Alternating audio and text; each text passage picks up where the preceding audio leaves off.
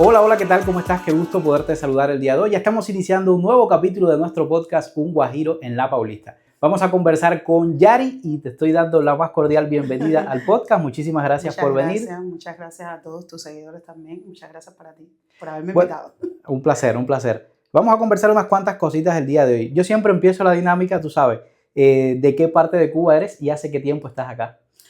Soy de La Habana, La Habana del Este, de la Sal, bueno, fuera de Intramuros, por decirlo así. Y llevo un año solamente aquí en Brasil, el 27 de enero cumplí un año. Qué bien, qué bien. ¿Desde que llegaste viniste para aquí mismo, para Sao Paulo, o Sí, fuiste sí, para sí, un...? sí. Yo estuve alrededor de un año haciendo mis investigaciones, ¿no? Mis pesquisas. Ajá. Y realmente el estado de Sao Paulo fue el que más me pareció. También estaba decidiéndome si me iba para Florianópolis, pero bueno, al final decidí quedarme en el estado de Sao Paulo, tenía amistades aquí Ah, ya. y no es igual llegar Claro. solo que llegar con amistades que eran familias también. Yo venía con niños, ellos me iban a apoyar en todo este proceso de las escuelas y todos los trámites que hay que hacer y eso, entonces decidí venir para acá, para el estado de Sao Paulo, lo que nunca me imaginé que fuera a ser un estado tan grande. Sí, de hecho, los otros días yo conversaba con las amistades de nosotros y hay esa percepción, yo siento, ¿no? En Cuba de que, aparte de lo que se ve en las telenovelas, ¿no? De las playas, no sé qué, las imágenes y tal, que el resto de Brasil, mismo que es grande, es todo indígena, que solamente hay unos puntos así que son los que Exacto, salen en la que son novela ciudades. y todo lo demás es áreas verdes y indígenas. Y nada que ver, incluso yo ayer estaba buscando algunos estados de donde no tenemos ningún contacto, o sea, que no hemos hecho ninguna entrevista ni nada de eso. Y me enteraba de nombres de estados que decía, pero yo llevo 2 años aquí, yo nunca había escuchado hablar de estado de Piauí, estado de... O sea, diablo, pero ¿y esto qué? Son unos cuantos, Sí, pero son 26 26. estados. Pero que incluso cuando decía, deja buscar la foto de estos estados, a ver si es que esto ¿sabes? Parte de la Amazonía o es más. No, No, no, no, son son estados con ciudades ciudades, sí, sí.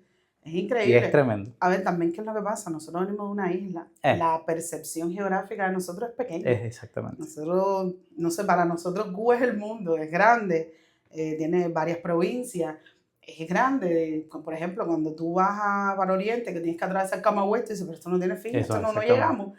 Y entonces, ya cuando llegas aquí, un país tan grande que es casi un continente, y ves que el estado nada más el que vivimos, que Sao Paulo es inmenso, te dice, no.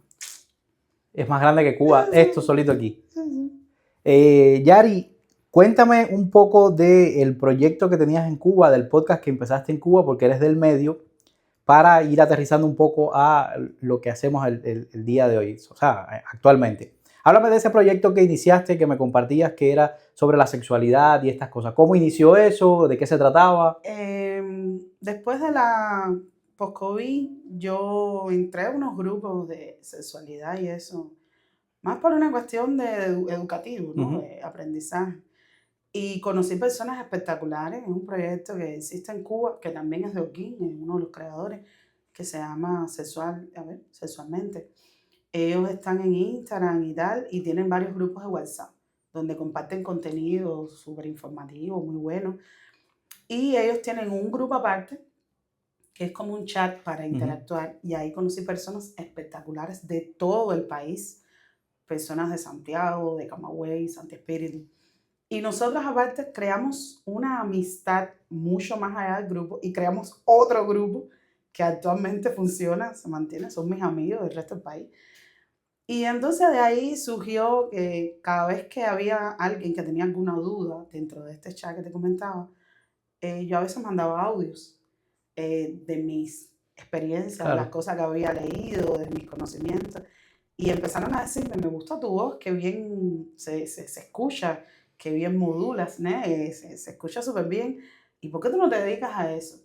Yo desde niña siempre había querido trabajar como locutora de radio. Siempre, siempre fue mi sueño. Pero cuando estaba en el tecnológico, fui y todo al ICRT para pasar el curso de locución radial y me dijeron que para eso tenía que tener un título universitario. Cuando terminé la universidad, volví nuevamente y me dijeron, no, ya no es solo el título, es que también tienes que ser del medio. Y yo trabajaba en la oficina del historiador, el salario que me iban a pagar en el ICRT, nada, sin comparación. Y entonces, bueno, ya pues puse el sueño y lo engaveté. Y entonces mi esposo me dijo, chica, si a ti siempre te ha gustado, ¿por qué ahora hay otras alternativas más actuales? Tú puedes crear un podcast. Ujú. Y me recuerdo que, imagínate tú, estábamos post-COVID. Yo le dije a mi esposo, bueno, ¿dónde saco yo ahora un micrófono? Porque se supone que debe ser un micrófono profesional, algo para que se escuche bien, ¿no? Y entonces me acuerdo que un muchacho nos hizo hasta la mensajería, porque todavía el transporte no estaba como que Ujú. bien establecido. Y me llevó un micrófono de mesa, que él se lo había comprado a la hermana, que estudiaba periodismo, no sé, una cosa así. Y fue mi primer micrófono. Y después mi esposo, que vio que yo tenía interés, él había, cuando pues, mi esposo estudió en la UCI, es formado en la UCI. Y entonces en ese tiempo él había trabajado haciendo ediciones de música, Ujú. de loops y esas cosas, de RA y eso. Y entonces tenía dominio de algunos programas y me enseñó un poco como que a manejarme en Audacity. Ya empecé a ver tutoriales, empecé a ver algunas cosas y empecé a editar. Y así surgió el proyecto. Al principio las personas del grupo me empezaron a apoyar, me mandaban audios. Entonces yo me grababa una parte, después editaba los audios de ellos a modo de respuesta de lo que yo hablaba. Y así empezamos. Después yo me di cuenta que realmente para cómo se movía el mundo de los podcasts a nivel internacional, yo estaba muy verde. Y entonces ya empecé ya como que a querer hacer algo con más calidad, ¿no? Y entonces empecé, un amigo que estaba en los Estados Unidos, por supuesto, porque sabe que es de Cuba, Ujú. Spotify es por gusto. Un amigo me creó una cuenta en Spotify y entonces ahí ya empecé a crear un perfil en Spotify y empecé a subir el contenido utilizando VPNs de Cuba para Spotify y empecé a subir. Yo subí para Spotify alrededor de entre 25 y 30 episodios. Hoy en día ya ese canal no existe, porque yo cuando llegué aquí, que empecé el otro proyecto que después te voy a contar, decidí que no tenía mucho sentido que yo hablara de un tema cuando hablaba de otro, y más que los temas que también yo tocaba no eran temas suaves, eran Ujú. temas fuertes. Porque yo pienso que en Cuba, a pesar del nivel cultural que tenemos, que es alto, somos latinos. Hay Ujú. muchos tabúes en cuanto a la sexualidad, y por eso fue que yo empecé a creer este proyecto. Yo hablaba de temas como, por ejemplo, términos que las personas no conocían, como bucaque, qué cosa es una MILF. Y aunque son términos que son anglosajones, que nosotros, tú dices, bueno, pero ¿para qué yo tengo que saber eso? Uno debería conocerlo porque yo soy de una generación en la que hablar de sexo con los padres, eso ni Ujú. pensarlo.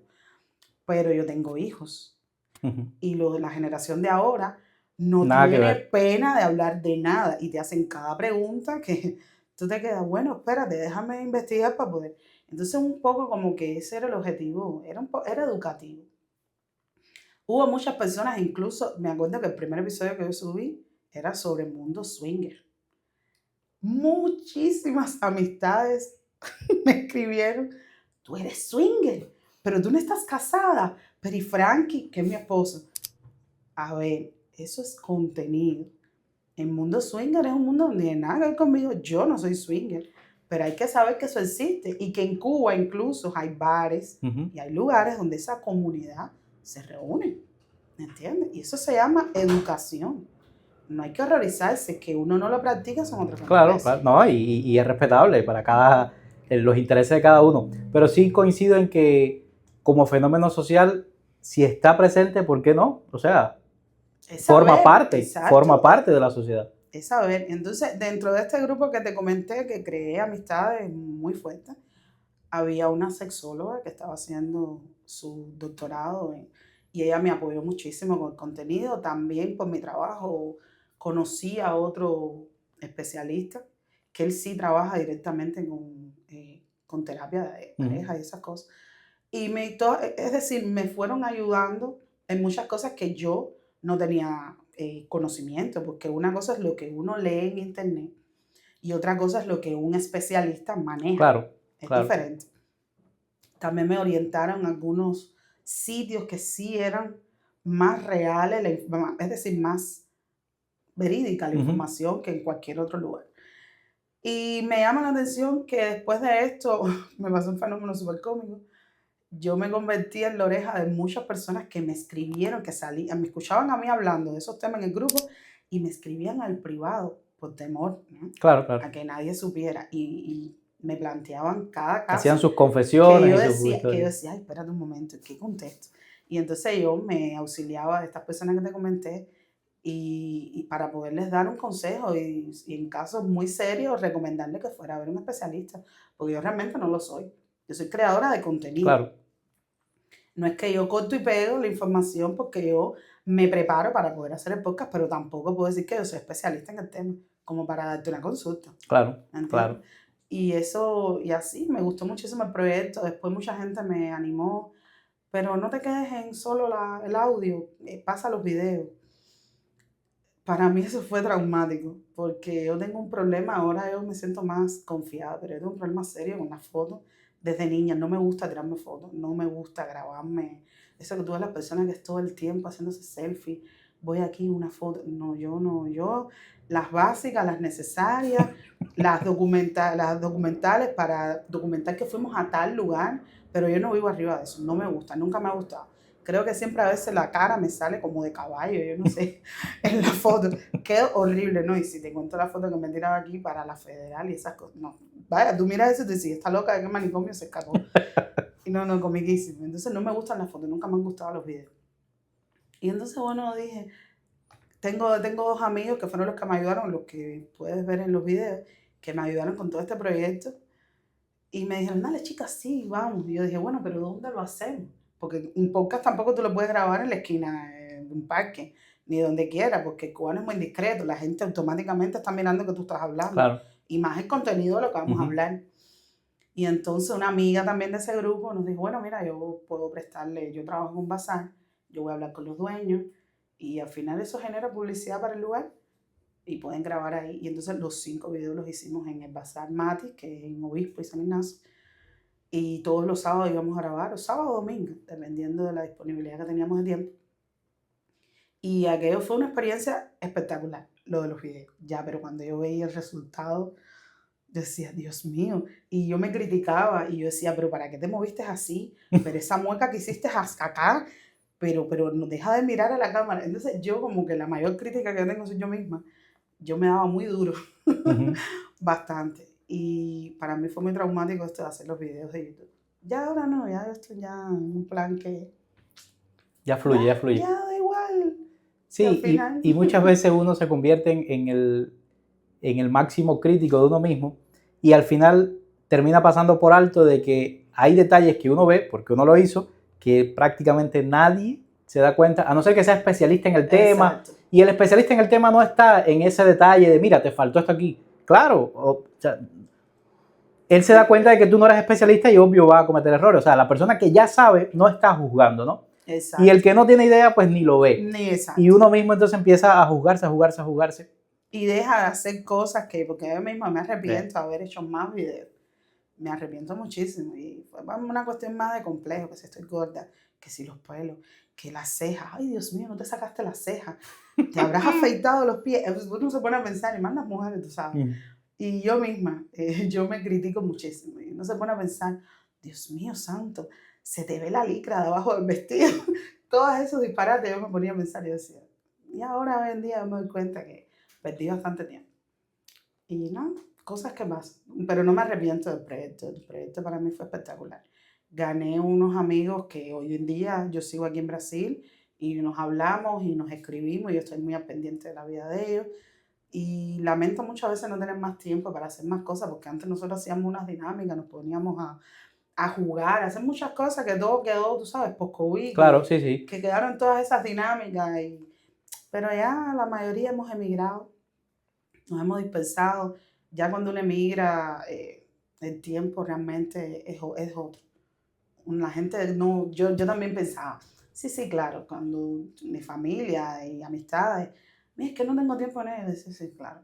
Pues cuando se quiere se puede. Pero yo que ahora estoy aquí, yo digo, es que yo quiero, pero es que yo estoy haciendo una cosa y ya tengo que recoger a la niña en la escuela, pero es que tengo que apurarme porque ya viene el varón también que tiene que almorzar. Entonces y no puede. Y cuando tú vienes a ver, ya son las 6 de la tarde y ya levántate a hacer comida. Y cuando te diste dar cuenta, bueno, ya son las 10, lo que me queda es acostarme a dormir.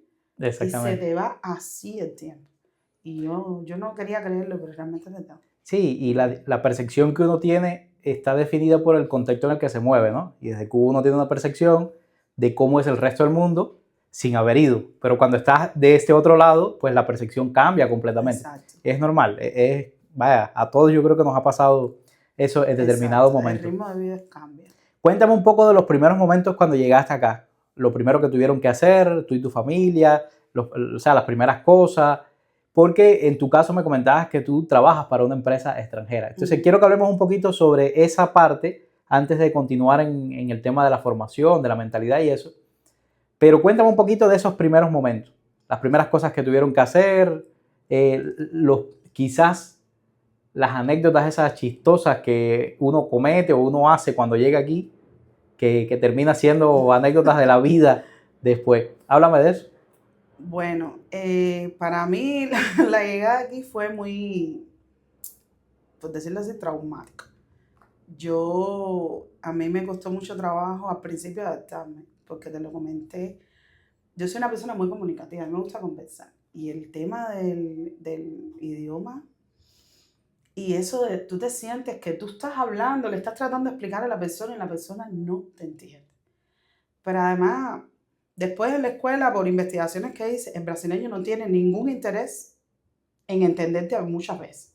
No es, ¿cómo decirte? No sé cómo explicarte. A veces tú tratas de entenderlos a ellos. Cuando hablan muy rápido, tú le dices, mira, habla más lento. Ellos, cuando tú estás hablando, no sé qué dijiste, no te pido que hables más lento, no trato de entenderte. Y eso pasa mucho. Y al principio a mí eso me golpeaba mucho.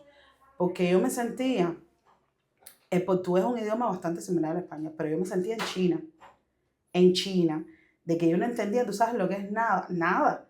Decía, ¿qué están hablando? ¿Qué están diciendo? Pero si yo en Cuba escuchaba mucha música en portugués, porque yo no entiendo, no entendía nada. Y era muy traumático eso, sobre todo a la hora de hacer gestiones. Esa primera vez en el banco, enseñándole con el teléfono y el traductor. Y a veces las personas pierden la paciencia. Y no es que uno quiera molestar, pero es que imagínate tú, yo no hablo tu idioma. Y yo también me muevo en una comunidad que vivimos muchos cubanos. Y entonces eso también me hacía frenarme de que yo empezara a aprender a hablar portugués, porque Claro. hablaba en español. Y todo el mundo trabaja. Yo no puedo a los que ya llevaban tiempo aquí decirle, ¿me puedes acompañar al banco a hacer una gestión? Pues todo el mundo tiene sus cosas que hacer, ¿entiendes? Entonces, nada, había sin miedo al éxito. Esa primera vez que nosotros fuimos al cartorio a registrar el contrato de aluguel, eso fue horrible. Porque habían una pila de muchachas que eran aprendices. Uh-huh. Imagínate tú, si una persona mayor no tiene paciencia, esas niñas menos. Y aquello fue una historia. Entonces mi esposo, yo le decía, entonces mi esposo, él trata, pero el pobre. Y entonces yo tratando, y yo le enseñaba a él en el traductor y la muchacha. Y yo, ay, Dios mío, esta niña me está esperando. Entonces tú sabes cómo se pone el cubano. Viendo. Y yo, mira, te estoy escribiendo y ella no entendía. Yo lo que quería era registrar mi firma, la de mi esposo, y preguntarle a ella si la firma del dueño de la lugar estaba registrada en ese, porque yo vivo en la ciudad de Osasco, los cartores están uno pegado al otro, son dos cartores, entonces no sabían cuál de los dos era. Y ella ni atrás ni adelante. Bueno, resultado, yo registré mi firma y la de mi esposa en el cartorio más caro, porque había uno más económico, yo registré en el más caro, Y no eran ese. no era en ese, era en el otro. Y entonces, después que yo tuve que pagar todo aquello ahí y para el otro, porque la firma del dueño estaba en el otro, y había que registrarlo para En el él. otro. Y entonces eso fue así. Experiencia un poco chocante fue esta, tú sabes, eso, cuando solicitamos el refugio y eso. Ese proceso en la federal fue para mí traumático. ¿Por qué? Porque esa sensación de que tú eres minoría. A ver, yo soy un poco, no sé, extraño, decirlo así. Y a lo mejor puede que muy poética o dramática. Uh-huh. Pero sí te da esa sensación de que eres minoría. Ahí no te tratan bien, te tratan mal, como que, vamos, explícame, dame los papeles. No entienden de que uno no está pasando por un proceso agradable, porque nadie va a la entrevista a la federal a solicitar un refugio porque, nada, yo me aburro y no tengo nada mejor que hacer. Uno lo hace con un objetivo y es traumático ese proceso, porque no te sientes bien, te sientes minoría, pero además miras a tu alrededor y los olores ni te puedo explicar, y es africano por un lado, chino por el otro, y te sientes como que, ¿qué hago yo aquí? Y sobre todo yo no lo sentí tanto por mí como por mis hijos. Mis hijos estaban un poco asustados. Había más niños, porque eso estaba lleno de niños. De hecho, habían los hijos de otras amistades mías también. Mi hija rápido se puso a conversar, mi hijo también. Pero yo que soy adulta, que estoy mirando a lo mejor con otra visión, es incómodo porque te sientes minoría, te sientes literalmente inmigrante, que tú no eres de aquí, ¿entiendes? Todo el proceso, desde la seña, a que te llamen, a que te sientas. Ahí a veces, mira, yo ahí tuve la experiencia que hay un piquete de muchachos jóvenes, yo me senté en las primeras mesas, yo de ahí para atrás nunca he ido, realmente, yo siempre fui en las primeras mesas. Y ellos como que, hay una muchacha que es la que habla varios idiomas, no sé si la conoce. Ella es bastante seria, pero es empática. Es seria, pero empática. Y hay otro piquete de un mulatico de pelo rizado, otro blanquito, y que ellos siempre están conversando entre ellos. Y también como que Pero hay otras personas que son sobre todo adultos, que no a mí, pero tú ves cómo tratan a otras personas que están sentadas en otras sillas. Entonces uno se siente incómodo. Se siente como que estás siendo observado. No sé. Para mí fue fatal. No sé, otra experiencia, una muy buena, fue cuando el aeropuerto. Yo y mis hijos, nosotros estábamos así, como en plan, wow, qué lindo todo. Porque, a ver, yo he ido al aeropuerto de José Martí varias veces, pero nada que ver con nada que ver el aeropuerto de Guarulhos. Es inmenso aquello. Y yo veía que habían guau y yo le decía a mi esposo, ¿y esa guagua para dónde va? Y dice mi esposo, mira, tiene un cartel, es para dentro del aeropuerto. Así que saca tu cuenta. Entonces, tronco aeropuerto. Y fueron momentos muy bonitos eso de esas primeras veces, esos primeros lugares que uno visita, es espectacular. Me decías que tú trabajabas en el área de marketing justamente para una empresa en el extranjero y que lo hacías desde Cuba. Háblame un poquito de esa experiencia porque yo he percibido que muchas personas, sobre todo en redes, ¿no? Hablando en términos de exposición y tal, que manifiestan que hay dificultades para conseguir trabajo, o sea, siempre están en ese cuadrado mental, ¿no? De que tienen que conseguir un trabajo y que los trabajos que hay son de limpiar, de cocinar, en un supermercado, y hay un marco un poco, siento yo, estrecho, ¿no? En un grupo importante de nuestra comunidad que no ve otras posibilidades y otras oportunidades fuera de ese marco estrecho con el que se viene, ¿no? De trabajar en esto, en lo otro, en lo que hay disponible. Habla un poquito de tu experiencia de cómo es trabajar para una empresa en el extranjero estando en cualquier lugar, tanto en Cuba como aquí. Bueno, detalles, mucho no te puedo dar de la empresa porque yo tengo una cláusula de confidencialidad. Sí, no, es más de tu experiencia Exacto. en ese sentido, trabajando así. Pero ya te digo, las personas a veces se frustran. Eso no, eso pasa en Cuba, en Hong Kong, en cualquier lugar. El trabajo remoto existe y sobre todo se puso muy de moda durante la COVID y post-COVID también. Se puso muy de moda el trabajo remoto. Desde Cuba hay opciones para trabajar remoto, pero ¿qué pasa? En el caso de Cuba, por ejemplo, trabajar desde Cuba es muy difícil por el tema de que hay muchas plataformas que se utilizan para trabajar que están vetadas, que no puedes usarlas, que a veces ni con VPN puedes acceder a ellas, ¿entiendes? Entonces, también uno de los trabajos que más las personas utilizan en Cuba para trabajo remoto es el trabajo de TI, de la informática. Los programadores, también los diseñadores gráficos. Hay una serie de campos que sí puedes trabajar de forma remota, pero ahí viene un problema. El tema del pago. Ahí viene ese problema, porque a veces sí, eres un excelente profesional, te quiero contratar como diseñadora, como programador, pero ¿cómo te pago? Porque, un ejemplo, en Cuba no te puedo pagar por PayPal, no te puedo pagar por aquí, no te puedo pagar por allá, no te puedo pagar por Zelle, por donde te pago, no te puedo mandar dinero en efectivo. Y esa es una de las encrucijadas que muchas personas a la hora de buscar un trabajo remoto tienen. Entonces, no todo el mundo tiene un familiar, a lo mejor en el extranjero, que le puedan, no sé, hacer el pago del salario a esa persona. Y es que a veces, teniendo a la persona que va a percibir tu salario, esa persona, que Cuba es un desastre en muchas cosas. En mi país lo quiero, pero es un desastre. Pero en otros países, cuando a ti te entra un ingreso extra, tú tienes que Tienes que pagar declararlo, tú impuestos, tienes claro. que decir, bueno, ¿y ese dinero tuyo de dónde salió? Porque si no te congelan tus cuentas, porque si no Hacienda se mete en tus cuentas a ver en qué tú estás. Entonces, la gente no quiere prestar sus cuentas para que te paguen. Entonces, sí han surgido en Cuba, surgieron mucho, me acuerdo, CubaPay, TropiPay. TropiPay, y todas esas billeteras electrónicas, esas cosas. Pero como mismo vienen con un beneficio, vienen con un prejuicio, porque vienen sus multas, porque entonces ya tú tienes taxes de la persona que te va a pagar, que te lo descuentan de tu salario. Entonces cuando llega a esa plataforma también, viene tu primer descuento. Pero después ese dinero te llega en una moneda y a la hora de cambiar es un drama. Entonces trabajar remoto desde Cuba es muy, muy, muy difícil. Muy difícil. Y ahora, peor.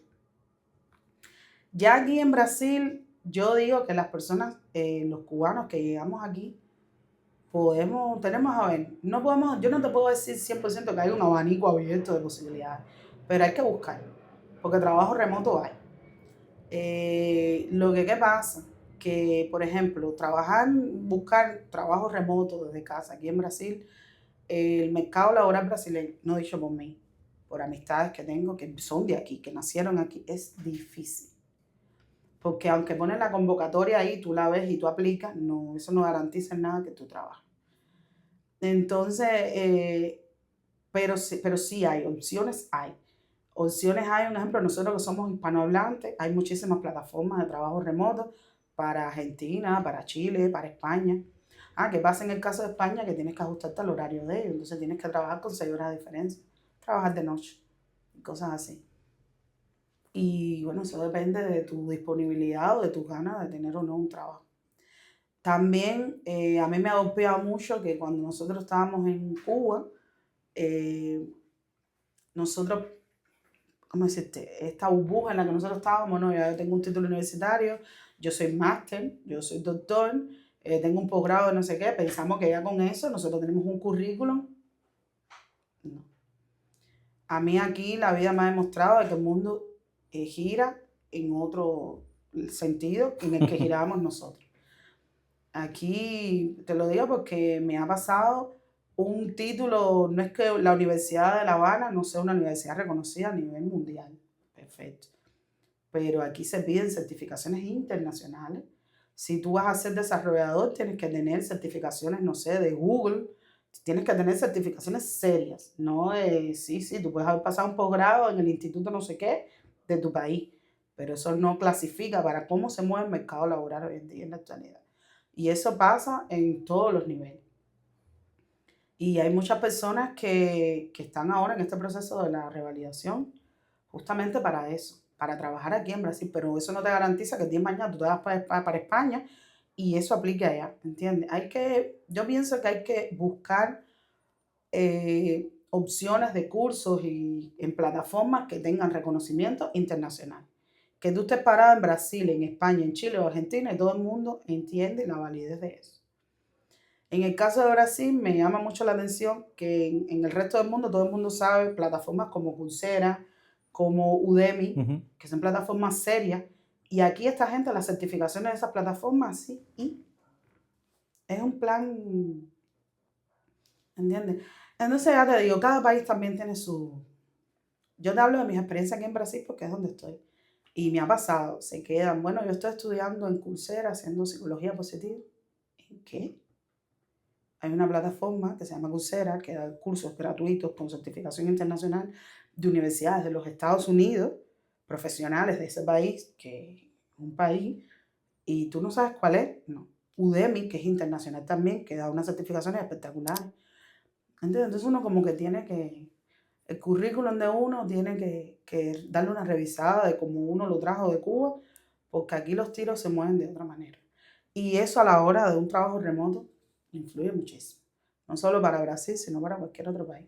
Que nosotros, ya te digo, nosotros pensábamos que con lo que teníamos, somos profesionales. Sí, yo lo escucho y recuerdo cuando yo emigré por primera vez o sea, cuando salí de Cuba por primera vez que fui para Ecuador, yo pensaba que ya yo era el super ingeniero y que yo cuando llegara a Ecuador iba a trabajar como ingeniero en avión y ya mi vida estaba resuelta. Y era exactamente eso, ¿no?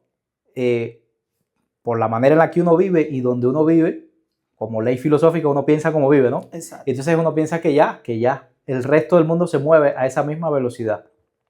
Y todo lo contrario. Nosotros giramos a una velocidad de tortuga y el mundo va a la velocidad de un carro a 10.000 por hora. Entonces, el proceso de adaptarse a una nueva sociedad requiere también ese marco mental que uno trae. Es decir, ok, bájale 3 rayitas. Exacto. ¿Dónde llegaste? ¿Cómo es? Y por eso es que yo arranco el podcast siempre, ¿qué tiempo llevas? Porque hay un timing, o sea, hay un tiempo que uno necesita necesariamente para poder cogerle el pulso a la nueva sociedad. Y yo recuerdo que alguien me decía, pero tú preguntas como si esto fuera una cárcel, que el que más tiempo lleva es el que más respeto hay que tenerle, ¿no? O sea, no es ese el sentido. Hay quien lo coge con ese sentido y bueno, cada cual lo coge con el sentido que le parezca. Pero yo lo digo desde el punto de vista de que hay un tiempo en el que uno tiene que transitar para poder agarrarle el pulso, para poder entender dónde uno está, las cosas en las que uno es hábil. No, y uno gana sapiencia y experiencia. Claro. Porque que lleva 4 años aquí, cuántos errores, cuántas veces no se dio contra un muro equivocadamente, ¿entiendes? Hay que respetar eso, porque uno no se sabe todo, uno vive aprendiendo constantemente las experiencias, ¿entiendes? Y yo pienso que sea eso. Yo no creo que yo pueda decirle a las personas, no te tires, no, al contrario. Yo las impulso, las incito a que mejoren su vida, a que mejoren sus oportunidades, porque puedes. ¿Qué es lo que tienes que hacer? Movidas inteligentes y estratégicas. Si tú vives en Brasil, trata de buscar cursos, certificaciones de aquí, que tengan validez aquí, que respondan por los conocimientos que ya tú más que probado tienes en Cuba de 10, 20, 30 años de experiencia, pero que para ellos es simplemente un papel. Y no te van a dar ni siquiera la oportunidad de probarles de que tú estás más que escapado en lo que sabes. No. Pasa un cursito aquí y entonces yo me creo el cursito. Él es así. Y uno tiene como que adaptarse a donde uno está, al medio en que uno vive y fluir. Porque si no, entonces imagínate tú. No, y hay otra opción que a mí me gusta mucho y es en el tema de cuando nosotros hablamos del tema del coaching, ¿te acuerdas que conversábamos el tema del coaching? Y dentro del coaching ontológico hay algo que se llama ser oportunidad, ¿no? Entonces, cuando uno no encuentra las oportunidades en la vida para uno, porque el mundo es como es y uno es el que tiene que insertarse dentro de ese mundo, cuando uno no encuentra oportunidades tiene que crearlas uno mismo, ¿no? Entonces, por eso te decía, yo me gradué como ingeniero en avión, pero ya no me acuerdo ni por qué los aviones vuelan, porque hace mucho tiempo salí de eso. Porque enrumbé mi vida en otra dirección y uno tiene que crear sus propias oportunidades. Yo recuerdo cuando yo llegué aquí que yo empecé también trabajando remoto en una empresa que se llama Atento y yo duré 15 días en Atento. 15 días nada más. Fue mi primer y único trabajo con cartera asignada aquí, recién llegando prácticamente. Y dije, ¿qué va?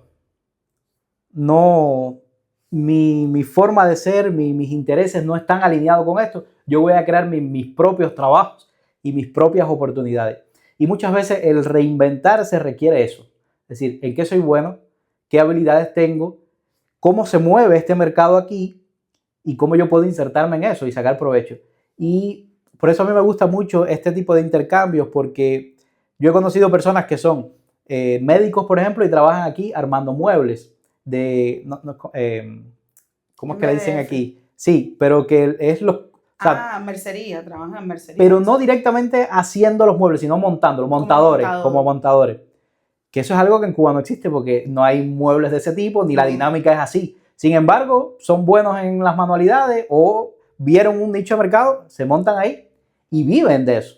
Y hay algunos que les va bastante bien, que he podido conocer. Entonces, hay, por ejemplo, profesiones como en Cuba de llenar fosforera, que aquí nada que ver, ni arreglar sombrillas, ni nada de eso, por la dinámica social. Pero si tú eres bueno en algo y no encuentras posibilidades, oportunidades de acuerdo a tu propia, créalas tú. Créalas tú y métele. Las personas tienen miedo, eso es normal. El miedo existe y más las personas las personas salir de su zona de confort es muy difícil. Muy difícil. Nosotros ya también tenemos un miedo genético al fracaso que es increíble. Nosotros tenemos miedo a arriesgarnos. Yo me acuerdo en Cuba, yo pasé muchos cursos de emprendimiento y esas cosas, pasé el curso de Cuba Emprende, no sé si lo conoces. Sí, sí. Y una de las cosas que siempre hablábamos en el curso y de los muchos eventos que yo participé de emprendedores es el miedo que la gente tiene a emprender. Porque la gente, el cubano está acostumbrado a ir a lo seguro, el cubano no, el ser humano. Le gusta ir a lo seguro, a lo ganador. Y tiene miedo a arriesgarse. Y emprender es un salto de fe. Puede salirte bien, puede salirte mal. Yo misma desde Cuba inventé varios emprendimientos y no me salió bien ninguno, porque no era mi destino. Y es verdad lo que tú dices, una vez se tienen que crearse las oportunidades, pero hay que creárselas bien también. Y yo a lo Sin mejor duda. yo tenía una idea, pero no la desarrollé como debía desarrollarla tal vez. O si quieres pensar, si eres de las personas que piensan en el destino, bueno, ese no era mi destino, porque a lo mejor ahora tuviera un negocio con muchísimos problemas en Cuba para poder llevarlo adelante y mira, estoy aquí, ¿entiendes? Reinventándome de nuevo. Y entonces, lo que más tienen las personas siempre es miedo. Las personas tienen mucho miedo. Y yo estoy consciente de que estos doctores que estás hablando, de que se les dio bien las manualidades, tú le comentas, bueno chicos, mira, si eres tan bueno en eso, independízate. Porque yo tengo un amigo que trabaja justamente en esto como montador, que le mando un saludo. Eh, y es bastante fácil porque tú compras, es decir, las piezas, todas las herramientas, porque aquí hay de todo. Y tú puedes montar tu pequeña mercería donde las personas manden a hacer un mueble o simplemente te contraten para armar el mueble que compraron online y tú vas a su casa y haces el servicio. Yo estoy seguro que tú le dices eso y te va a decir, no, deja, yo sigo aquí con mi CLT, que yo estoy bien. Porque las personas tienen miedo a eso, tienen miedo a decir, bueno, invertí, tienen miedo y es difícil salir de esa zona de confort. Es muy, muy difícil. Mucha gente depende también mucho de la edad, del carácter que tenga la persona. Depende de muchos factores, pienso yo. Y es sobre todo eso, el miedo. Porque a veces las personas, increíblemente, a lo mejor son doctores, pero son espectaculares como montadores. Y eso es una oportunidad que tú puedes explotar. Y a lo mejor como doctor no tienes una clínica privada, pero como montador puedes montarte una mercería de renombre. Pero tienes miedo a intentarlo. Sí, sí, sí, forma parte del proceso. Y por eso es que también este espacio de mostrar a otros que lo han hecho a pesar de todas esas cosas, siento que tiene ese poder de Exacto. demostrar que es posible. Y yo siempre digo que no importa qué tan difícil sea, siempre que sea posible. Si es posible, ya es una razón suficiente para Exacto, intentarlos al menos. de intentarlo y de ver las experiencias de otras personas que ya lo lograron, que fue fácil, no fue fácil, pero lo lograron, que hay que caminar, que hay que esforzarse, porque las personas piensan tener un negocio no es fácil, tener un negocio propio, trabajas más que si trabajaras para otra persona, porque tú delegas muchas de las preocupaciones en tu jefe, que es el que tiene que lidiar a fin de mes para pagarte a ti.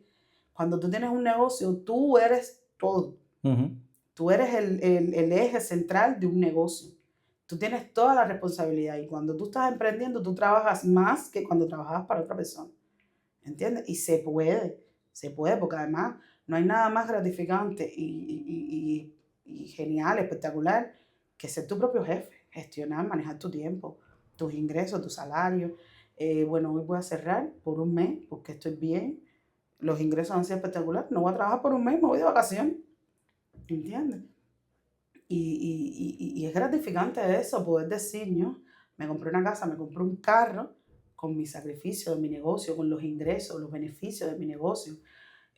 Ya al principio empecé con 2 personas, ya tengo 5 trabajadores que le dan de comer a su familia con los ingresos de mi negocio. Eso es espectacularmente gratificante. Sí, seguro, seguro. Y se puede, se puede.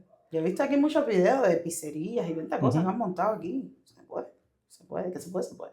¿Qué Sí, forzarse? sin duda. Háblame un poquito del proyecto del nuevo podcast que estás trabajando con el tema de el sincretismo religioso y la comparativa esta con... Háblame de esos detalles, háblame de ese Bueno, proyecto. el podcast que desarrollé llegando aquí a Brasil, no, unos meses, se llama Raíces que Falan. Quise hacer una simbiosis entre el español, porque el raíces no es el raíces de ellos en Ujú. portugués, es el raíces de nosotros en español con Z y con su tilde, que a mí siempre aquí me tratan de, con Z no es con Z. Ay, ya yo ni sé, porque es que aquí me lo tratan de traducir al portugués y ya yo ni sé con qué letra lo escribo. Y entonces se llama Raíces que Falan. porque un poco como que hago un homenaje a estas raíces que todos los cubanos tenemos, que es innegable, más allá de la religión que tú profeses o de cuánto sea no sé, tu gusto desde el punto de vista cultural. Todos los cubanos tenemos un ajiaco cultural innegable, que no tiene de Congo, tiene de Carabalí, tiene de algo tiene regado por ahí. Y entonces es algo que nos identifica a nosotros como cubanos. Como te comentaba, yo soy formada en patrimonio cultural y entonces siempre me ha interesado mucho este tema de la religión afrocubana. Y, y un poco como que cuando llegué aquí empecé a investigar y me llamó muchísimo la atención que hay unos libros muy buenos, ahora mismo Orillas y Deuses, que es uno de los que se me acuerda así. Leí como 3, 4 libros para entender un poco de qué iba esto del Uganda y el candomblé. Y me di cuenta de las cantidades de similitudes que tienen las dos religiones. Y la conclusión que me dio es que hasta cierto punto el Uganda y el candomblé aquí en Brasil fue menos, hasta cierto punto, viciado, ¿no? Por estos aires europeos. Se mantuvo más una diáspora más africana que nosotros en Cuba, que mezclamos todo, hicimos una nueva religión como nos dio la gana a nosotros, que lo mismo un santero puede ser palero, que puede tener una bóveda espiritual y que practica el espiritismo cruzado, que pertenece a una hermandad, que puede ser masón, que puede ser abacuá. Entonces nosotros, es un revoltillo ahí que nosotros tenemos más.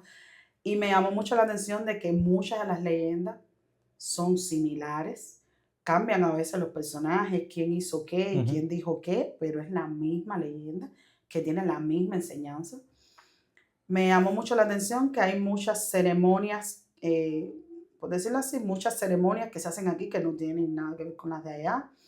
Hay muchos dioses que están dentro de la regla de Ocha en Cuba que hasta cierto punto no se les rinde culto aquí en Brasil, no porque no existan, sino porque no hay una tradición. Y fue súper interesante, todo es cuán diferentes somos y cuán unidos también estamos. Somos los dos únicos, bueno, fíjate que en los libros de aquí de Brasil, de este tema del Ubanda y el candomblé, usan de referencia libros de Fernando Ortiz, de nosotros en Cuba, usan libros, me encontré un libro, me tocó un libro que mencionaba a Natalia Bolívar, los orichas en Cuba, como bibliografía utilizada, y me llamó muchísimo la atención, porque nada que ver una cosa con la otra, y sin embargo, cómo se nutren una de la otra, y fue muy interesante. Entonces, yo realmente, el mundo religioso es muy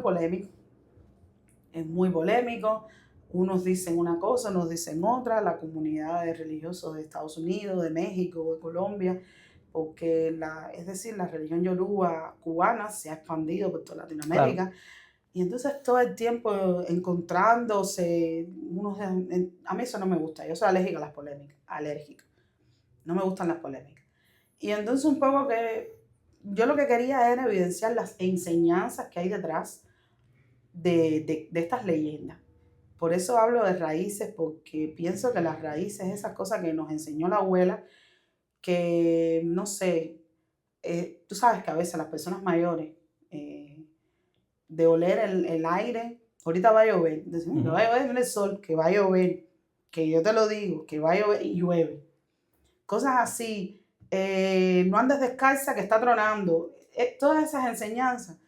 Y muchas de estas leyendas tienen guardadas estas enseñanzas, la tradición oral que se han ido transmitiendo de una generación a otra. Y eso me resultó súper interesante.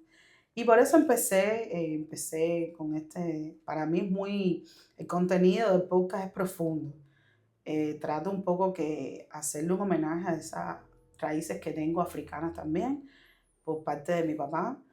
Y porque yo también soy una mixtura y mi mamá es más clara, mi papá es muy negro, y entonces un poco que quise hacer eso y nada, empecé. Este amigo mío que te comenté me ayudó un amigo músico, me ayudó con lo que es el intro y el audio del sonido. Me gustó muchísimo el resultado, a muchas personas les gusta eso porque realmente el intro te lleva a esa ese mundo espiritual. Exacto, esa cosa honorable hacia esta historia que nosotros tenemos, esa trascendencia africana que tenemos. Y nada, y empecé, lo subí en Spotify. Ya ahora, esta semana subo el episodio 10, ya tengo 10 episodios. Y estoy también dentro de la misma plataforma Spotify, estoy haciendo el mismo podcast, más lento, porque estoy haciendo los mismos episodios en portugués. Entonces creo que voy como por 3, porque es difícil. No es a la hora, no es solo traducirlo, porque la traducción no es el problema, es a la hora de leerlos, porque tengo que estar leyendo los guiones 3 y 4 veces. Porque aunque yo creo que estoy diciendo bien la palabra, no la estoy diciendo bien, y entonces tampoco quiero que se escuche muy portuñol en Spotify. Entonces ese va más lento. Es otro proyecto alterno que tengo. Los dos tienen la misma identidad. Es lo mismo lo que un contenido en español y el otro Claro, contenido para en las dos portugués. comunidades. Para las dos Y comunidades. así te obligas a practicarlo. Exactamente. Y entonces estoy en eso también. Yo veía, buscando información también, ¿no? Que creo que es en El Salvador de Bahía, donde la mayor comunidad. Exacto, y el culto a Yemayá es Yemayá. una cosa espectacular. fuera de norma. Yo quería ir ahora porque las ceremonias es creo que en enero, en diciembre creo que dicen que la sacan de un santuario que tiene y va toda la comunidad al mar y las personas empiezan a ofrecer ofrendas en el mar, a bañarse con ella en el mar, la ponen en el mar en una barca. Dicen que es muy lindo. Y masivo, yo he visto los videos de estos eventos y tú dices, muchas wow, personas. es muchas un personas. Carnaval, me refiero por la afluencia de personas. Aquí yo fui a Playa Grande, al santuario que tiene Maya en Playa Grande, antes de cerrar el año, una promesa que tenía hecha, y fui, y es increíble el santuario lleno de flores, de velas, de fruta, la playa, la gente ahí tomando cerveza y gozando, pero el santuario está dentro de la misma playa, pero lleno de ofrendas. Fue increíble aquello. La playa no me gustó mucho, pero bueno, la experiencia estuvo válida. Cuando aquí hay playas muy hermosas, ¿no? En diferentes puntos. En términos generales, cuando uno lo compara con las playas del Caribe, pues nada que ver, ¿no? Porque por las características propias del Caribe, nada que ver. No, y el clima aquí es diferente. Sí, también. Esto, la arena que es oscura, el agua es fría, es diferente. Uno no tiene añoranza de... Sí, porque además lo conocido es lo que uno considera que es, bueno, de aquí para adelante, ¿no? Exacto. O de aquí para... Tú me dijiste que tú eres de Holguín. De Holguín. Ustedes tienen unas playas, creo que es la del Pilar, ¿no? Ese es para Camagüey, yo creo. Holguín es Guardalavaca, Pesquero, Guardalavaca. Toda esa zona. Sí, que esas playas son espectaculares, que es una arena blanca, parece harina. Sí, sí. Dicen que son una belleza. Súper transparente. Cuando tú ves esas cosas y entonces tú, no, madre, pero bueno, es lo que hay. No, yo he visto imágenes de playas muy bonitas aquí, sí, que no es la totalidad, porque además esto es gigante. Todo el mundo me comentan que es decir, el nordeste, para arriba, es que para las playas de Pernambuco, la misma bahía, que hay que ir para arriba, que es lo que le vienen diciendo ellos del Caribe brasileño, una cosa así, le comentan ellos. Pero bueno, estas playas, bueno, al menos la que fui, que fue Playa Grande, no voy a hablar por las demás. No, nada que ver. No te gustó mucho. Nada que ver. Hablemos un poquito del tema de toda la formación, porque ahorita hablabas de la importancia de buscar certificaciones, de pasar cursos también dentro de Brasil, que un poco te insertan en el mercado laboral brasileño. Háblame de esas formaciones, de las plataformas donde encontraste esto. Ahorita me mencionabas Coursera, Udemy. Háblame un poquito de este fenómeno, ¿no? De encontrar esas certificaciones para insertarte aquí y dónde las encontraste tú, qué vas direccionando en ese sentido. Mira, yo aquí, gracias a Dios, he tenido una guía muy potente, una mentora muy buena que fue profesora mía en un curso que pasé aquí en el Senaki. Y ella de verdad que me ha orientado en muchísimas cosas. Ella cada vez que ve algo que ella sabe que es de interés para mí, ella rápido me redirecciona, me manda un link. Ella me ha enseñado que una de las, como a modo de tips, aquí hay que, por ejemplo, tú tienes que enfocarte en qué es lo que tú quieres, en qué tú quieres trabajar. Por ejemplo, yo quiero trabajar en una concesionaria. ¿Una concesionaria de qué? De una marca, de Honda, por ejemplo. Entonces tienes que entrar a la empresa, al perfil de Honda en LinkedIn, por ejemplo. Y como ya tú estás en este LinkedIn, que LinkedIn automáticamente se redirecciona al área donde tú estás, él te va a poner las concesionarias de Honda de Brasil. Entonces tienes que entrar en la página y ahí ellos siempre ponen, por ejemplo, cuando están buscando personal de lo que sea. Entonces ya tú vas a la concreta, ya tú aplicas a lo que tú realmente quieres, que es una de las cosas que nosotros no tenemos esa cultura. Ujú. Tú entras, un ejemplo, a LinkedIn, tú vas a buscar ofertas de trabajo y tú te metes tanto oferta de trabajo, tú aplicas. Todo lo que veas por ahí. Exacto, y eso no garantiza que tú vayas a conseguir, por aplicar a más lugares, no garantiza que vayas a trabajar más rápido. Y entonces ella misma me ha guiado mucho con eso. Enfocarte en lo que tú quieres, a cuál mercado tú quieres. Por ejemplo, yo quiero trabajar en un museo, yo que soy formada de patrimonio, quiero trabajar en un museo, bueno, ¿cuál museo? Y lo busco en LinkedIn. Aquí en Brasil respetan mucho la profesionalidad de LinkedIn como sitio para todo este networking de trabajo y esas cosas. Entonces ahí publican la convocatoria. Por ejemplo, entras a la página, hay convocatorias que te revisionan. Otro tips que ella me dio, por ejemplo, está la plataforma Guppy, Ujú. que es todo el proceso de RAGA y de reclutamiento con IA. Yo conocí a la CEO de Guppy, una persona espectacular, la conocí en el evento este Case 2025, pero realmente Guppy, yo hubiera querido decírselo, pero yo no sé quién, es un problema. Porque, a ver, no es mentira que te ahorra tiempo como RAGA de todo un proceso selectivo, porque tú le pones a Gapi los requisitos que tú quieres y él descarta a todos que no cumplen ese requisito y punto. Después de presentarse 1000 personas que se quedan con 15. Y eso es bueno y eso es malo a la vez, porque es verdad que para RAGA, para cualquier empresa que quiera hacer un proceso de reclutamiento es bueno porque optimiza el Sí, proceso claro. muy rápido, pero es malo porque el embudo del mercado laboral cada vez se comprime más y menos personas pueden obtener trabajo. Y es increíble la cantidad de empresas que utilizan a Gapi. Fíjate que mi profesora me enseñó. Tú entras en una convocatoria, si tú ves que de LinkedIn te redireccionan a Gapi, tú aplicas, pero seamos realistas. Ahí ellos tienen ciertos parámetros que tú no vas a aplicar y no están, ¿cómo decir?, implícitos, pero sí lo están. Y eso es una de las cosas que me ha afectado mucho a mí aquí del mercado laboral brasileño. Eh, Ellos se dicen ser muy inclusivos, yo realmente no quiero hablar más de Brasil ni nada porque es el país donde vivo, pero ellos se dicen ser muy inclusivos, pero realmente no lo son. Porque desde la hora en punto que están viendo tu nacionalidad, yo he aplicado aquí, yo no te puedo explicar qué cantidad de convocatorias. Y ninguna ha dado cierto, ninguno. Y mi profesora me dice, no quiero ser realista, pero es una realidad. Antes de darle una pincha a un inmigrante, ¿sabes? Un brasileño. ¿Entiendes? Yo no voy a tener, por decirlo así, en el paro un brasileño y darle trabajo a un inmigrante. Yo he ido aquí a muchas ferias de empleo que ha hecho la prefectura de mi ciudad, de Osasco, y los empleos son los empleos que nadie quiere. Sí, y ahí yo también he detectado ahí un patrón desde el punto de vista del empleador, ¿no?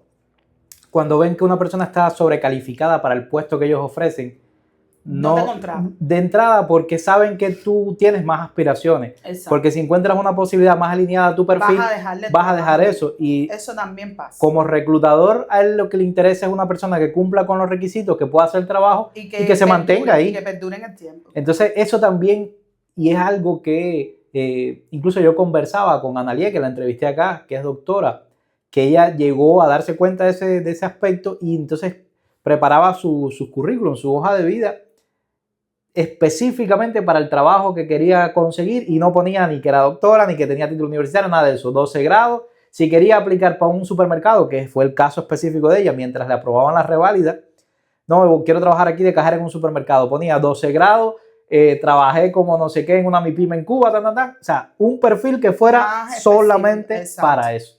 Exacto. Porque si está sobrecalificado, ya olvídalo. No. Chao. Esa es otra de las cosas que también pasa mucho. Tienes mucha razón en eso. Incluso mi misma profesora, como yo me desarrollo en el perfil de marketing, pero soy formada de patrimonio, y tengo muchos cursos de ese giro, ella me pidió que hiciera 2 currículums por separado. Si tú quieres aplicar un museo, a ella no les importa si este es el perfil de una cosa y este es el perfil de la otra. Y no es mentira eso que tú dices. A veces nosotros, es que imagínate tú, a nosotros ¿qué nos quedaba ya? Estudiar.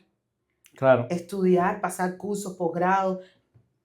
no es que nosotros quisiéramos sobrecalificarnos, pero es que es lo que nos quedaba.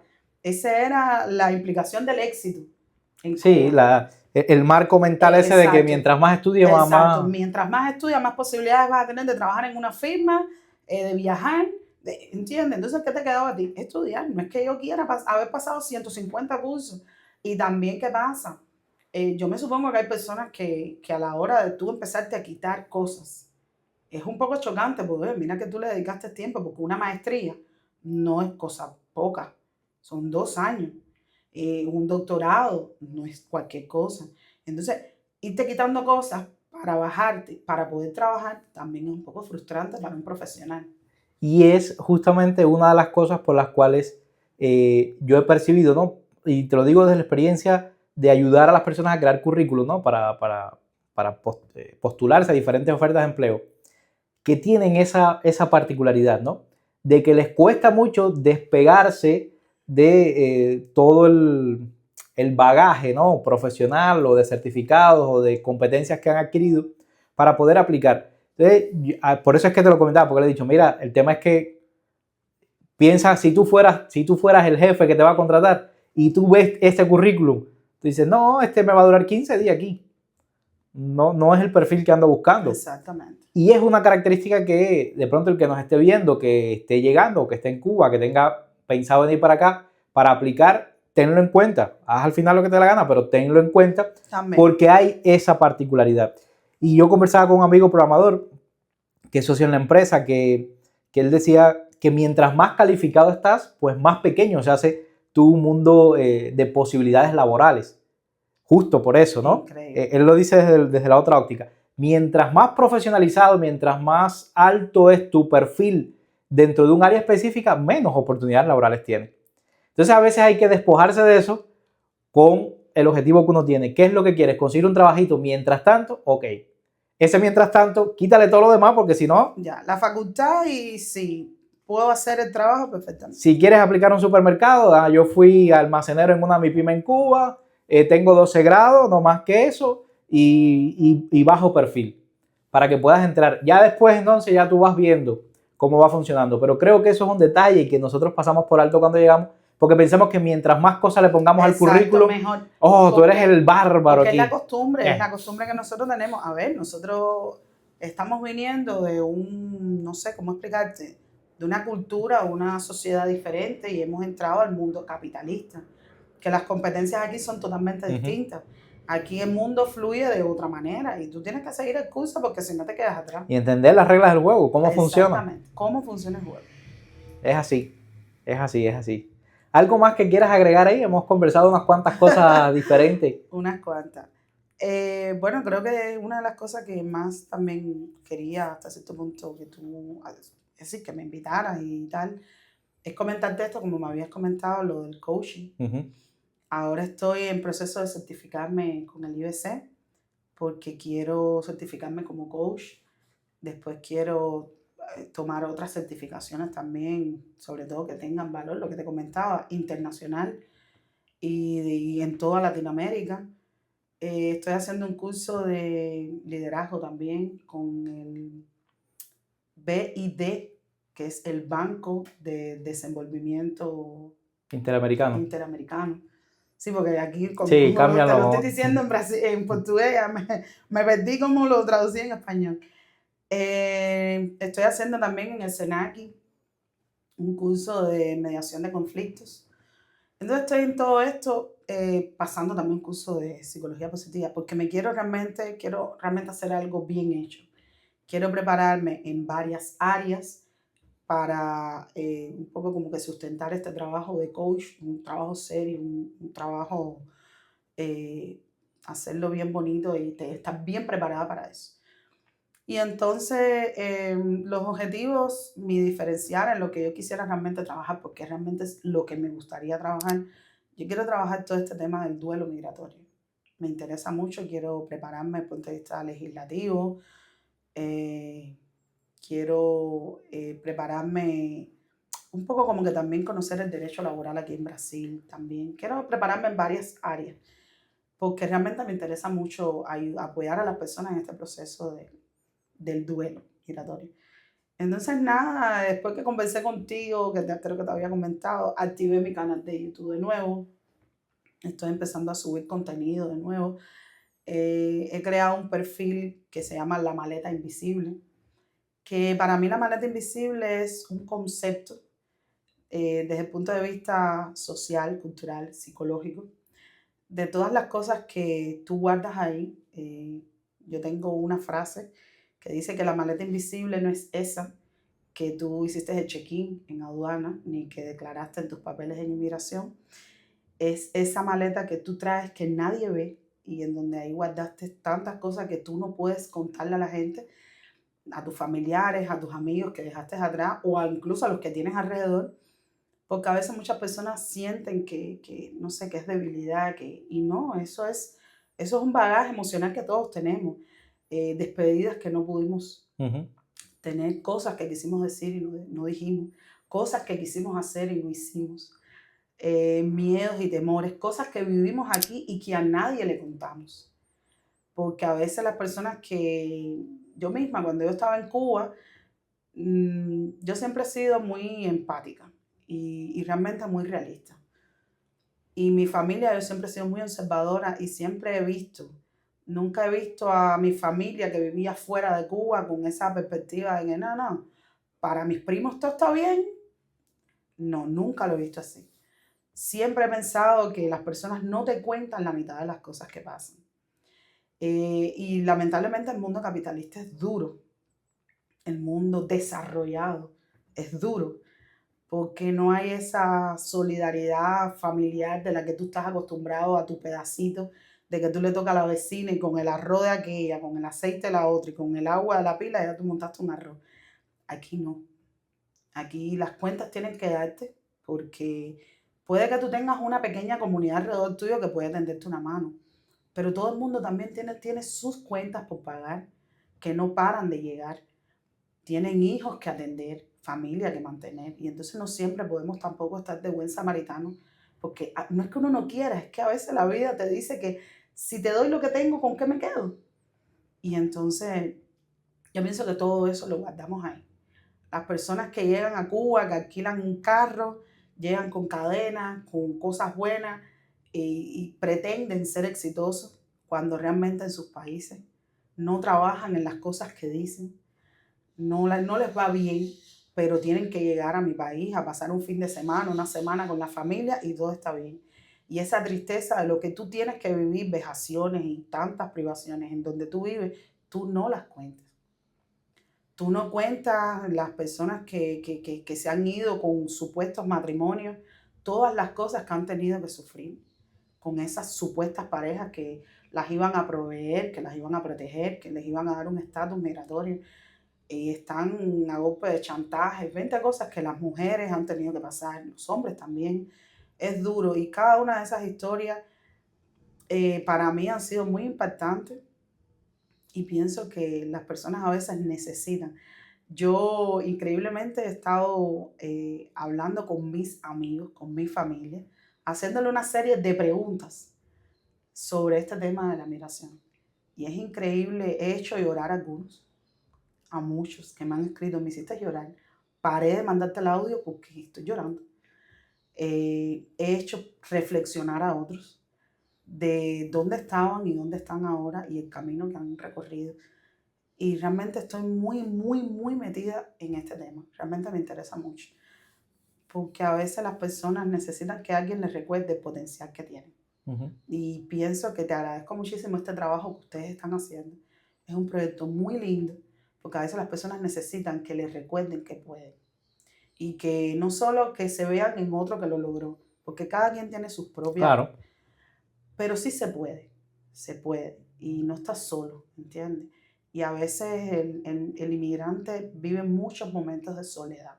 Y no soledad por no estar rodeado de personas, porque yo misma, te comenté, yo los primeros meses aquí para mí fueron muy duros, muy duros. Yo tenía mi familia, yo tenía a mi esposo, yo tenía a mis hijos, una comunidad alrededor de amigos que me apoyaron desde el día uno, pero no tenía mis costumbres, mi rutina diaria. No tenía muchas cosas que vienen conmigo de siempre. Y hay muchas personas que esa pérdida no la experimentan o no te quieren dar a entender que la están experimentando. A mí esa pérdida a mí me arrasó. Hasta que me di cuenta de que, y te voy a comentar esta frase que se la dije a mi esposo, yo lloré mucho cuando yo tuve que dejar mi casa. Y no te estoy hablando de la casa familiar de donde yo me crié con mi mamá y mi hermana, no. Estoy hablando de la casa que yo me compré con mi dinero, que la monté y la armé a mi gusto. Cuando yo vi que tuve que vender mi casa. Eso para mí fue un golpe muy duro. Yo extrañaba cada punto, cada rinconcito de mi casa. Yo veía a mi hija en cada pedacito, porque mi hija creció en esa casa. Y eso para mí fue muy duro. Y lloraba mucho, porque extrañaba mi hogar, por decirlo así. Y después de esos meses que yo reflexioné y me calmé y me di cuenta y me enfoqué, yo le comenté esta frase a mi esposo. Yo le digo a mi esposo Tata. Y le dije, Tata, el hogar no son las paredes, ni el techo, ni los muebles, ni el televisor, ni el split que dejamos. No, el hogar somos nosotros. Porque el hogar somos tú y yo, los niños, las rutinas de nosotros, que amanece en mi casa y es una locura porque todo el mundo quiere ir junto para el baño a lavarse los dientes y los niños, la escuela. Somos nosotros, ¿entiendes? No es, nosotros vamos a estar alquilados en esta casa y no vamos a mover para otra y el hogar va a ir atrás de nosotros, porque el hogar somos nosotros. Las experiencias, las cosas que compartimos, lo que hemos vivido y lo que nos falta por vivir, ¿entiendes? El hogar somos nosotros. Sí, Ya. y te escucho y me conecta con este concepto de la maleta invisible, ¿no?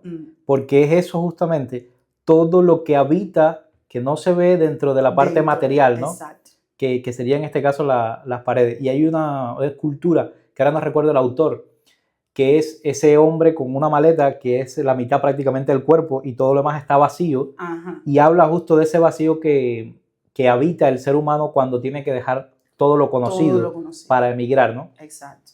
Y es empezar de cero, es empezar de cero y es empezar, yo tengo, mi prima me da mucha risa porque cuando yo publiqué en Facebook este primer video de este proyecto que iba a lanzar, mi prima me dice, la mía está llena, porque mi prima lleva muchos años viviendo en Europa. Y yo me quedé, me río porque es verdad, la de ella está llenísima porque cuántas cosas no ha experimentado ella fuera del país, ¿entiendes? Y entonces es eso. Y realmente estoy muy embullada con este proyecto y quiero lograrlo. Yo pienso que mi meta para el 2027 es estar certificada como coach, tener la mayoría de las certificaciones que pueda, que son bastante caras, pero bueno, hacer un esfuerzo. Y nada, empezar a trabajar, quiero trabajar con ONGs, quiero hacer varias cosas. Y nada, esos son los proyectos. Y a ver qué sale de todo esto, pero ganas le tengo. Seguro, y paso a paso las cosas se van concretando, paso a paso. Yo conversaba el otro día con un amigo y hay una frase, cuando nosotros empezamos en el tema del coaching, que nos reuníamos todas las semanas en casa de uno de los amigos a debatir los temas, había uno, Víctor, que no sé si hace mucho tiempo que no tengo contacto con él, no sé si seguirá en Cuba, que él tenía una frase que decía, todo será como un sueño. Esa era la frase de él y nosotros nos la apropiamos y aunque hace rato no tenemos contacto con Víctor, constantemente la hablamos en el grupo de amigos. Todo será como un sueño, porque ahora hemos estado alcanzando muchas cosas que en aquel momento parecían un sueño. Exacto. Y que a veces uno se desespera porque no llegan a la velocidad que uno quiere o no llegan en el momento en que uno lo necesita, pero las cosas tienen un tiempo y ese tiempo uno no se lo puede saltar, tiene que vivirlo y aprender a disfrutar ese proceso que es necesario y que lleva aprendizaje. Y esto también me trae de recuerdo las palabras de Steve Jobs en creo que fue un discurso de graduación de la Universidad de Stanford, algo así, donde él habla de las líneas que se conectan en el pasado. Tú en el momento no las ves en el futuro cuando miras en retrospectiva cómo se va conectando una cosa con otra y el para qué sucedieron esas cosas. Y a veces nos desesperamos y queremos, caramba, y esto no me sale, y por qué, y sí, pero y si yo hago, y es calma, respira. Eso es una de las cosas que nosotros los seres humanos siempre tenemos, todo lo queremos para ayer. Y realmente a veces hay que disfrutar, discúlpame, el proceso, porque el proceso se disfruta. Porque cuando tú llegas ya a la cima, tú dices, mira qué caminado, porque tratando de hacer esto, conocí a este tipo de personas, tratando de hacer aquello, aprendí a hacer tal cosa, Y entonces es un proceso que uno no lo ve porque uno cree, uno quiere ir corriendo y no, es que a veces hay que ir Sí, y paso a hay paso. dramas, en la vida hay dramas que se atraviesan y de pronto cualquiera puede estar atravesando un drama y dice, qué bonito decirlo ahí ustedes sentados, disfruta el proceso cuando yo estoy pasando y esto y esto y esto y esto. Pero justo de eso se trata. No estamos diciendo que sea sencillo ni que ya por decirlo ya, pero entender que este proceso que tú estás viviendo, sea cual sea, no sé, Es el que te va a llegar a... es necesario porque tienes que transitar un aprendizaje y cuando logras desbloquear ese aprendizaje, ya eso queda en un segundo plano y tú puedes avanzar al siguiente. Pero si no desbloqueas ese nivel, si no lo integras, si sigues en ese drama, lo vas a seguir arrastrando y se te va a manifestar en la vida dentro de 3 meses, dentro de un año, dentro de 2 años, y no vas a terminar de atravesar ese aprendizaje que necesitas para el siguiente nivel. Es como la persona, en términos de las finanzas personales, se habla que si tú no tienes la capacidad para administrar 100 reales, por ponerlo aquí, no vas a tener la posibilidad de administrar 10,000 ni 1,000,000. Es así de simple. Entonces, es necesario atravesar estos dramas también porque forman parte de nuestra vida. La vida. Y cuando uno lo abraza, no para adorarlos, sino para integrarlos y entenderlos y asumirlos con la mejor actitud que uno pueda en el momento. Hasta pasan hasta más rápido. Claro. Porque te das cuenta de que le quitas el poder sobre ti. Exactamente, no tienen solución inmediata ahora mismo. Bueno, nada, vamos a disfrutar del proceso. Y cuando no te das cuenta, ya pasó esa etapa y ya estás en una nueva etapa y te quedas así. Pero ya pasó y ni siquiera te diste cuenta, porque eso pasa muchas veces, ni siquiera te das cuenta. Cuando sales de ese atolladero a veces que uno se encuentra, no te das cuenta, ya pasó y punto. Así mismo, así tal cual. Entonces, bueno, ya para ir cerrando, ya hemos conversado un poquito aquí. Vamos a hacer otras cosas, pues te comentaba, tenemos algún proyecto que no vamos a anunciar todavía, pero que se está cocinando para más adelante y donde vamos a necesitar tu colaboración ahí para organizar un poco de cuestiones. Y nada, vamos a seguir intercambiando. Igual te lo comenté aquel día, pero bueno, te lo digo ahora en cámara. Si necesitas algún apoyo, lo que sea para el tema del proyecto, con mucho gusto, aquí estamos con la humildad de los equipos y los conocimientos que hemos ido alcanzando, pues ahí te apoyamos en ese sentido. Entonces, nada, déjenos saber en los comentarios qué les ha parecido, si están de acuerdo, si tienen una opinión diferente, y ahí seguimos y nos vemos en el próximo capítulo. Chao, chao.